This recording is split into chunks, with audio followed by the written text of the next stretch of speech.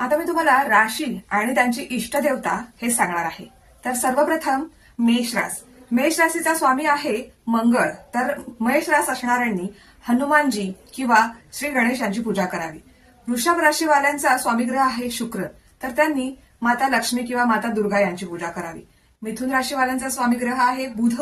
तर त्यांनी भगवान विष्णू किंवा श्री गणेश यांची पूजा करावी. कर्क राशीवाल्यांचा स्वामीग्रह आहे चंद्र. तर त्यांनी भगवान शिवाची म्हणजेच महादेवांची पूजा करावी. सिंह राशीवाल्यांचा स्वामीग्रह आहे सूर्य. तर त्यांनी सूर्यनारायण किंवा भगवान श्रीराम यांची पूजा करावी. कन्या राशीचा स्वामीग्रह आहे बुध. तर त्यांनी श्री गणेश किंवा माता सरस्वती यांची पूजा करावी. तुळ राशीवाल्यांनी यांचा स्वामीग्रह आहे शुक्र. तर त्यांनी देवी महालक्ष्मी किंवा देवी संतोषी माते यांची पूजा करावी. वृश्चिक राशीवाल्यांचा स्वामीग्रह आहे मंगळ. तर त्यांनी श्री हनुमान किंवा श्री कार्तिकेय यांची पूजा करावी. धनु राशीवाल्यांचा स्वामीग्रह आहे गुरु. तर त्यांनी दत्त महाराज किंवा विष्णू यांचा वामन अवतार यांची पूजा करावी. मकर राशीवाल्यांचा स्वामीग्रह आहे शनी.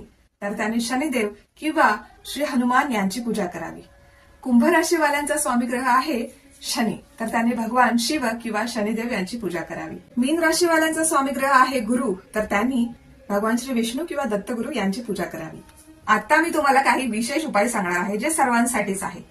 तर कसं आहे ना, तुमची कुलदेवता सर्वात महत्वाची आहे. तुमच्या राशीची देवता कोणतीही असली तरी आपल्या कुलदेवतेचीच म्हणजेच फॅमिली डेटीची पूजा रोज करणे सर्वात महत्वाचे मानले जाते.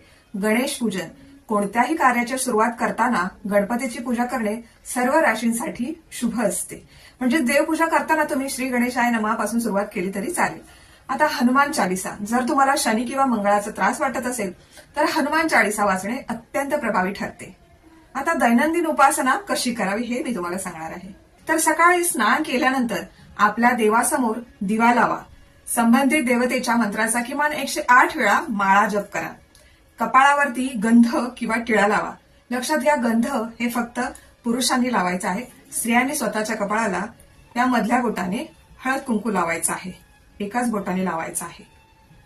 तर तुम्हाला ही माहिती कशी वाटली नक्की सांगा. सांगितल्याप्रमाणे तुम्ही देवाचं नामस्मरण करून बघा. नक्कीच तुमच्या आयुष्यात पॉझिटिव्ह परिणाम घडतील. धन्यवाद.